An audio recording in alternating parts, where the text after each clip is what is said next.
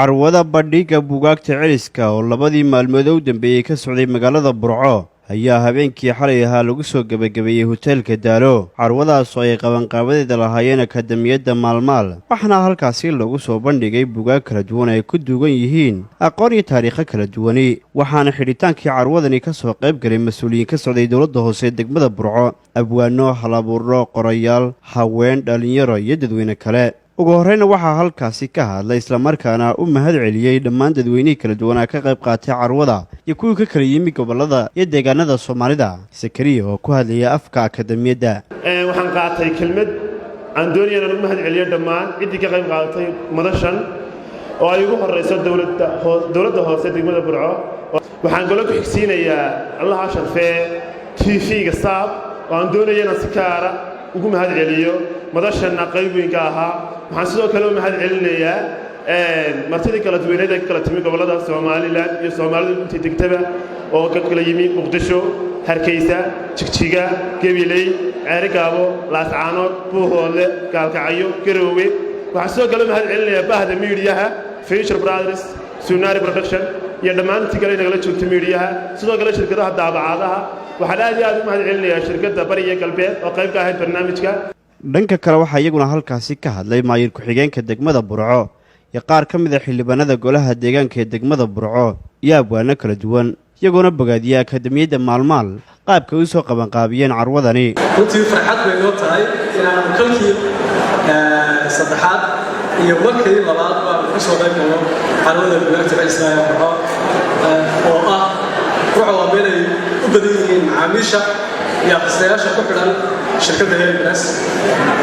sanadkan waxaan u keenay xigay xawleeyay Hilbres caawiskii bari maayo intii cusub weeyaan galabta asxaabta way joogtay bandhiga waxay qaateen buugaag ay bixisay shirkadda Hilbres. shirkadda Hilbres hadal xoogina koobaad ka siiyo waxa la aasaasay 4 sano ka hor. waxay u dabaaldegaysaa sanadguureedii afraad bishan barnaamijyo weyn bay u dabaaldegaysaa sanadguuradaas waxaa ka mid ah wax-soo-saarkii 4 sano ee soo taxnaa iyo tacabkii iyo dadaalkii lagu bixiyeyba in bulshadii Soomaaliyeed meel kasta ay joogtoba loogu celiyo isagoo ka barafda oo aan faa'iido laga doonin.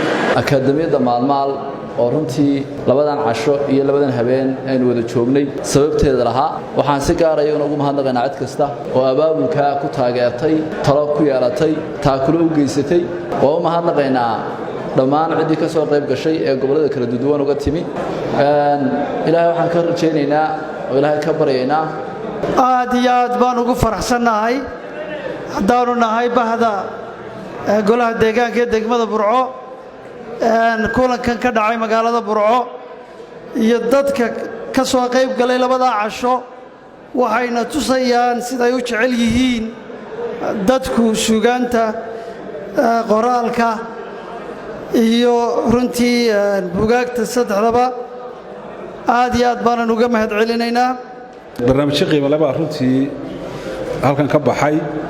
barnaamijyadaas aad baa ugu baahan tahay runtii inay wax ka ogaataan oo dooda laga qabto oo aad loo sii falanqeeyo oo barnaamijyo runtii muhiim ah.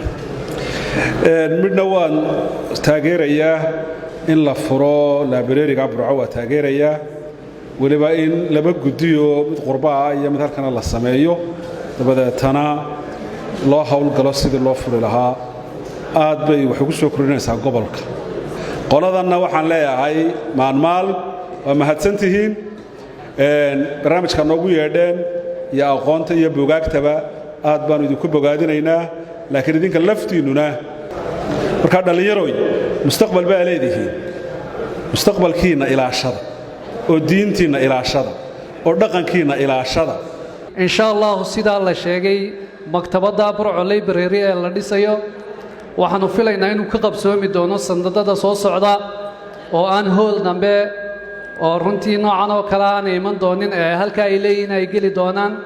dhammaan waxaan ugu baaqaynaa shacbiga gobolka Togdheer iyo Soomaaliland iyo cid kasta oo danaynaysa maktabadda Burco weydii baahan tahay dhaqaale, buugaag intaba weydii ka baahan tahay inaad ka soo qayb qaadataan. anigu caaw guud ahaan ku hadlayaa afkii maamulka degmada iyo gobolka labadaba.